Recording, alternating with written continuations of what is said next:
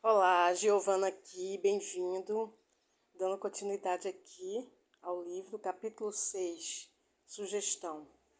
Ivan Santiago, de 36 anos, estava calmamente parado em uma calçada de Nova York, junto com um punhado de paparazzis reunidos, atrás de um cordão de isolamento de veludo, junto à entrada de serviço de um hotel 4 estrelas, no Lower East Side. Estavam à espera de um dignitário estrangeiro prestes a sair do prédio e saltar para dentro de uma das duas caminhonetes de luxo pretas que o aguardavam no meio-fio.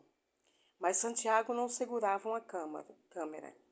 Uma mão segurava uma mochila vermelha novinha, enquanto a outra, enfiada dentro da bolsa parcialmente aberta, empunhava uma pistola equipada com silenciador. Santiago, um imponente agente penitenciário da Pensilvânia, com a cabeça careca que deixaria Vin Diesel orgulhoso, entendia de armas letais. Nunca teve de disparar uma enquanto estava de serviço, mas estava pronto para disparar hoje. Momentos antes, Santiago estava a caminho de casa, sem qualquer pensamento em armas, mochilas, dignitários, estrangeiros ou assassinato. Mas agora ali estava ele, o dedo no gatilho, a testa franzida em uma carranca intimidadora, a poucos segundos de se transformar em um assassino.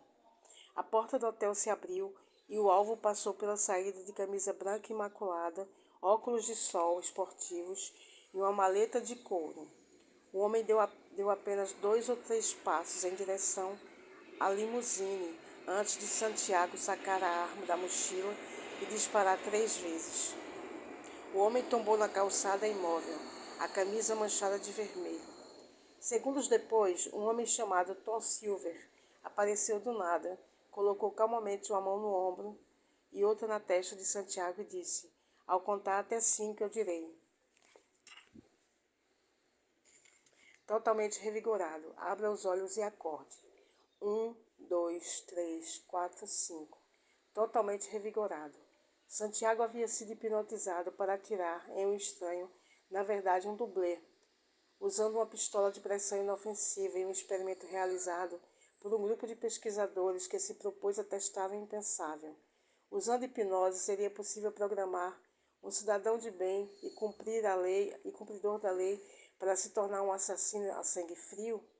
Escondidos dentro da caminhonete, os olhos fixos na cena, estavam os pesquisadores que trabalhavam com Silver. Doutora Cynthia Meyersburg, então bolsista de pós-doutorado em Harvard, especializada em psicopatologia experimental. Dr. Mark Stokes, neurocientista de Oxford, que estuda as vias neurais de tomada de decisão, e Dr. Jeffrey Kielewski, psicólogo forense de Human Resource Association em Grand Rapids, Michigan, que trabalhou em prisões e hospitais de segurança supermáxima para criminosos insanos. No dia anterior, os pesquisadores haviam começado o trabalho com um grupo de 185 voluntários. Silver, hipnoterapeuta clínico, certificado e especialista em investigação com hipnose forense, que ajudou o Departamento de Defesa de Taiwan a expor um escândalo em comércio internacional de armas de 22,4 bilhões, examinou os 185 participantes para determinar o quão sugestionáveis era a hipnose. Apenas cerca de 5 a 10% da população são considerados muito suscetíveis à hipnose. No grupo de teste, 16 foram aprovados e submetidos a uma avaliação psicológica para eliminar aqueles que poderiam sofrer danos psicológicos permanentes com o experimento. 11 passaram para o teste seguinte, que determinou se, sob hipnose, rejeitariam normas sociais arraigadas. Isso mostraria quais eram os mais sugestionáveis. Divididos em grupos menores, os sujeitos foram levados para almoçar em um restaurante bastante movimentado. Sem que soubessem, receberam uma sugestão pós-hipnótica de que, uma vez sentados, suas cadeiras ficariam muito quentes, a ponto de sentirem tamanho calor súbito que ficariam só com a roupa de baixo, ali mesmo no restaurante. Embora todos os sujeitos tenham cumprido as instruções em graus variados, os pesquisadores eliminaram 7 que acharam que estavam brincando ou que simplesmente não eram sugestionáveis o bastante para obedecer plenamente ao comando. Os outros ficaram só com a roupa de baixo em segundos. Realmente pensaram que as cadeiras estavam quentíssimas. Os 4 que passaram para o nível seguinte foram solicitados a fazer um teste, no qual ninguém seria capaz de fingir. Os sujeitos deveriam entrar em uma banheira funda de metal cheia de água a 1,5 graus, quase congelada. Um por um, foram conectados a dispositivos que monitoravam batimentos cardíacos, respiração e pulso, enquanto uma câmera de imagem térmica especial monitorava a temperatura corporal e a temperatura da água. Ao hipnotizar os participantes, Silver disse que não sentiriam desconforto com a água gelada. De fato, sentiriam como se estivessem entrando em um belo banho quente. O anestesista Sekar Upadhyayula administrou o teste, enquanto médicos de emergência aguardavam em prontidão. Esse teste seria o tudo ou nada para o experimento. Normalmente, quando alguém é exposto a água tão gelada, ocorre um reflexo involuntário de ofegar quando o líquido atinge o nível dos mamilos. A frequência cardíaca e respiratória aumenta, a pessoa começa a tremer e os dentes começam a bater. É o sistema nervoso autônomo assumindo o controle em uma tentativa automática de manter o equilíbrio interno, algo que não está sob controle consciente. Mesmo que uma pessoa estivesse em profundo estado hipnótico, a quantidade de sensações enviadas ao cérebro nessa circunstância extrema normalmente seria por demais avassaladora para a hipnose ser mantida. Se algum dos sujeitos passasse no teste, sem sombra de dúvida, seria sugestionável em um nível altíssimo. 3 dos sujeitos estavam de fato em estado de hipnose profunda, mas não o suficiente para suportar o frio intenso sem que o corpo perdesse a homeostase. O maior tempo que um deles conseguiu permanecer na banheira foi por 18 segundos, mas o quarto sujeito, Santiago, permaneceu por pouco mais de 2 minutos antes de o Dr. Upadhyayula interromper o teste. Embora a frequência cardíaca de Santiago estivesse elevada antes do experimento, ao entrar na água, seus batimentos cardíacos baixaram imediatamente. Não houve nem sequer uma flutuação no eletrocardiograma ou um único bip na frequência respiratória. Santiago sentou-se entre os cubos de gelo como se estivesse imerso em uma banheira de água quente. Na verdade, era exatamente isso que ele acreditava estar fazendo. Ele não se encolheu nem sequer uma vez, e seu corpo tampouco caiu em hipotermia. Os pesquisadores souberam que haviam encontrado o sujeito que procuravam. Como Santiago era tão sugestionável sob hipnose, que seu corpo era capaz de suportar um ambiente tão extremo por tanto tempo e sua mente controlava suas funções autonômicas, ele estava pronto para o teste final. A verificação de antecedentes de Santiago mostrou que ele era um cara legal, observaram os pesquisadores. Era um funcionário de confiança, um filho dedicado e um tio amoroso. Com certeza não era o tipo de homem que concordaria em matar alguém a sangue frio. Silver teria êxito em fazer com que um homem assim se transformasse em um assassino? Para que a fase seguinte do experimento fosse válida, Santiago não poderia saber o que seria encenado, não poderia estabelecer qualquer conexão entre os experimentos de que estava participando e a cena em frente ao hotel, ao lado de onde o estudo era realizado. Como parte do plano, os produtores do programa de TV encarregados da gravação dos experimentos disseram que ele não havia sido selecionado para continuar, mas queriam que ele voltasse no dia seguinte para uma breve entrevista de despedida. Antes de Santiago sair, foi-lhe dito que não seria submetido à hipnose de novo. Santiago voltou no dia seguinte. Enquanto conversava com a produtora, a equipe trabalhava na montagem do cenário do lado de fora. Bolsas de sangue foram presas no dublê e a pistola de pressão, com estampida e coice de uma arma de fogo real, foi colocada dentro de uma mochila vermelha deixada no assento de uma motocicleta estacionada do lado de fora do prédio. Um cordão de isolamento de veludo foi montado em frente à entrada de serviço do hotel. Ao lado, e paparazzi de mentira estavam a postos com suas câmeras de vídeo e foto. 2 caminhonetes foram estacionadas na rua, parecendo prontas para partir com um dignitário estrangeiro e sua comitiva. No andar de cima, Santiago respondeu alegremente às perguntas na entrevista de despedida, até a produtora pedir licença por um instante, dizendo que voltaria logo. Assim que ela saiu da sala, Silver entrou, dizendo que queria se despedir de Santiago. Ao apertar a mão de Santiago, Silver deu um pequeno puxão em seu braço, o que levou Santiago, bem condicionado a essa sugestão, a cair imediatamente em transe hipnótico. Ele ficou mole no sofá. Silver disse a ele que um bandido estava lá embaixo, acrescentando: Ele precisa ser apagado, temos de nos livrar dele. E você é o cara para cuidar disso. Silver disse a Santiago que, ao sair do prédio, ele veria uma mochila vermelha em cima de uma motocicleta e dentro dela haveria uma arma. Disse que Santiago deveria pegar a mochila vermelha e caminhar até o cordão de veludo, onde esperaria o dignitário, que sairia do hotel carregando uma pasta. Silver disse a Santiago: assim que ele passar pela porta, você apontará a arma para o peito dele e abrirá fogo. Bang, bang, bang, bang, bang. Mas tão logo fizer isso, você simplesmente esquecerá, completa e totalmente, o que aconteceu. Silver então implantou um gatilho de estimulação audível e físico que levaria Santiago de volta ao estado hipnótico, sob o qual ele seguiria a sugestão pós-hipnótica que Silver lhe dera. Santiago reconheceria um produtor do lado de fora do prédio. O homem apertaria a mão dele e diria: Ivan, você fez um trabalho espetacular. Silver pediu a Santiago para acenar com sim, se fosse fazer o que havia sido instruído, e Santiago obedeceu. Então Silver o tirou do transe e agiu como se estivesse apenas se despedindo. A produtora retornou à sala depois que Silver saiu e agradeceu a Santiago, dizendo que a entrevista estava terminada e que ele poderia ir embora. Pouco depois, Santiago deixou o prédio, pensando que estava indo para casa. Quando saiu, o produtor do programa foi até ele, apertou sua mão e disse: Ivan, você fez um trabalho espetacular. Foi o gatilho. Na mesma hora, Santiago olhou em volta, viu a motocicleta, caminhou até ela e calmamente pegou a mochila vermelha em cima do banco. Ao ver o cordão de veludo e os paparazzi, foi até lá e abriu o zíper da bolsa lentamente. Em instantes, um homem carregando uma pasta saiu pela porta. Sem vacilar, Santiago sacou a arma da mochila e atirou no peito do homem várias vezes. As bolsas de sangue sobre a camisa do dignitário estouraram e ele caiu dramaticamente no chão. Silver entrou em cena quase imediatamente e fez Santiago fechar os olhos. O dublê saiu apressado enquanto Silver tirava Santiago do transe.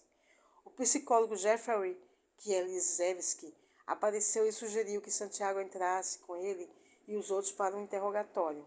Dentro do prédio, os pesquisadores contaram a um Santiago, surpreso, o que havia acontecido e perguntaram se ele tinha alguma lembrança do que havia feito ou do que acabara de acontecer lá fora. Santiago não lembrava coisa alguma, isto é, até Silver sugeria a ele que lembrasse. Programação do subconsciente. Nos primeiros capítulos, você leu sobre vários indivíduos que aceitaram um cenário imaginário impossível, como que por mágica o corpo deles respondeu à imagem em suas mentes. Indivíduos que ficaram presos por anos aos temores involuntários da doença de Parkinson, mas aumentaram seus níveis de dopamina apenas pelo pensamento e viram a paralisia espástica desaparecer misteriosamente. Uma mulher com depressão crônica que com o tempo alterou fisicamente o cérebro e transmutou seu estado emocional debilitante em alegria e bem-estar. Asmáticos que experimentaram um episódio brônquico completo causado por nada mais que vapor de água, mas depois reverter a constrição brônquica em segundos inalando o mesmíssimo vapor de água. E, é claro, os homens com dor severa nos joelhos e comprometimento da amplitude de movimentos que milagrosamente melhoraram após uma cirurgia simulada e permaneceram curados por anos. Em todos esses casos e outros mais, pode-se dizer que cada sujeito primeiro aceitou a sugestão de uma saúde melhor. Depois acreditou nela e, por fim, rendeu-se ao resultado sem mais análise. Quando essas pessoas aceitaram o potencial de recuperação, alinharam-se a uma realidade possível, futura e mudaram sua mente e cérebro no processo. Como acreditavam no resultado, abraçaram emocionalmente a ideia de uma saúde melhor. Por consequência, seus corpos, assim como a mente inconsciente, viveram naquela realidade futura no momento presente. Esses indivíduos condicionaram o corpo a uma nova mente e começaram a sinalizar novos genes de novas maneiras e a expressar novas proteínas para melhorar a saúde. Assim, entraram em um novo estado de ser. Depois de se render a um novo cenário possível, não mais analisaram como aquilo aconteceria ou quando se manifestaria. Simplesmente confiaram em um melhor estado de ser e mantiveram o novo estado mental e físico por um longo tempo. Foi esse estado sustentado do ser que ativou os genes certos e os programou para permanecerem ligados. Quer tenham adotado um regime de pílulas de açúcar diárias por semanas ou até meses, quer tenham recebido uma única injeção de soro fisiológico, quer tenham sido submetidos a uma cirurgia falsa, esses indivíduos reafirmaram sua aceitação, crença e rendição ao longo do estudo de que participaram. Se tomavam uma pílula todos os dias para aliviar a dor ou a depressão, a pílula era um lembrete constante para condicionar, esperar e atribuir significado à atividade intencional, reforçando assim o processo interno. Se era uma visita semanal ao hospital para consultar-se com um médico e ser entrevistado sobre a melhora, a escolha de interagir em um ambiente específico, com médicos, enfermeiros, equipamentos e salas de espera, desencadeavam uma série de respostas sensoriais e, por meio da memória associativa, eram lembrados de um novo futuro possível. Por experiências passadas, havia o condicionamento de que o local chamado hospital é onde as pessoas melhoram. Os indivíduos começaram a antecipar suas futuras alterações e, portanto, atribuíram intenção ao processo de cura. Como todos esses fatores tinham significado, ajudaram a tornar os pacientes dos placebos mais sugestionáveis aos resultados que experimentaram. Agora vamos abordar o elefante na sala. Nenhum mecanismo físico, químico ou terapêutico real fez essas mudanças acontecerem. Nenhuma dessas pessoas fez cirurgia real, tomou medicação ativa ou recebeu qualquer tratamento de verdade para criar alterações significativas na saúde. O poder de suas mentes influenciou a fisiologia de seus corpos, de tal forma que se curaram. É seguro dizer que a verdadeira transformação ocorreu independentemente da mente consciente. A mente consciente pode ter dado início ao curso de ação, mas o trabalho de verdade aconteceu de forma subconsciente, com os sujeitos permanecendo totalmente inconscientes de como aconteceu. O mesmo é válido no caso de Ivan Santiago. O poder de sua mente sob hipnose influenciou sua fisiologia de tal forma que, mesmo sem se sentar em uma banheira enregelante, com cubos de gelo, ele nem sequer estremeceu. O responsável por essa proeza foi o poder de sua mente subconsciente, alterada por uma mera sugestão, não a mente consciente. Se Santiago não tivesse aceitado a sugestão, o resultado teria sido muito diferente. Além disso, ele fez o que fez sem pensar em como conseguiu fazê-lo. Na verdade, em sua mente, ele não estava sentado em uma banheira de gelo. Estava sentado em uma banheira muitíssimo agradável de água morna. Assim como na hipnose, o efeito placebo também é criado pela consciência do indivíduo, interagindo de alguma forma com o sistema nervoso autônomo. A mente consciente se funde com a mente subconsciente. Uma vez que os pacientes tratados com o placebo aceitam um pensamento como realidade e então acreditam e confiam emocionalmente no resultado final, o que acontece é que melhoram. Uma cascata de eventos fisiológicos realiza toda a alteração biológica de modo automático, sem envolvimento da mente consciente. Essas pessoas conseguem entrar no sistema operacional, onde essas funções já acontecem de modo rotineiro, e quando o fazem, é como se plantassem uma semente em solo fértil. O sistema automaticamente assume controle. De fato, ninguém tem que fazer nada, simplesmente acontece. Nenhum dos sujeitos conseguiu de modo consciente aumentar os níveis de dopamina em 200% e controlar tremores involuntários com a mente, fabricar novos neurotransmissores para combater a depressão, sinalizar células-tronco para se transformar em glóbulos brancos e deflagrar uma resposta imune ou restaurar a cartilagem do joelho para reduzir a dor, assim como Santiago não poderia de modo consciente evitar um calafrio ao entrar na banheira congelante. Qualquer pessoa que tentasse realizar algum desses feitos com certeza não teria sucesso. Seria preciso a ajuda de uma mente que já soubesse como dar início a todos esses processos. Para ter êxito, é preciso ativar o sistema nervoso autônomo, a mente subconsciente, e então atribuir a ela a tarefa de criar novas células e novas proteínas saudáveis. Aceitação, crença e entrega. Mencionei a palavra sugestão ao longo deste livro como se ser sugestionável fosse algo que todos nós pudéssemos ser de forma simples e voluntária mediante um comando. Acontece que, como você leu na história, no começo deste capítulo, não é tão fácil. Vamos encarar. Alguns de nós, Ivan Santiago com certeza, são mais sugestionáveis que outros. E mesmo aqueles mais sugestionáveis respondem melhor a certas sugestões do que outras. Por exemplo, alguns sujeitos do teste de hipnotismo não tiveram qualquer problema em ficar só com a roupa de baixo em público ao receber a sugestão pós-hipnótica. Todavia, o subconsciente deles não conseguiu aceitar a ideia de que uma banheira de água gélida fosse uma banheira de hidromassagem quente.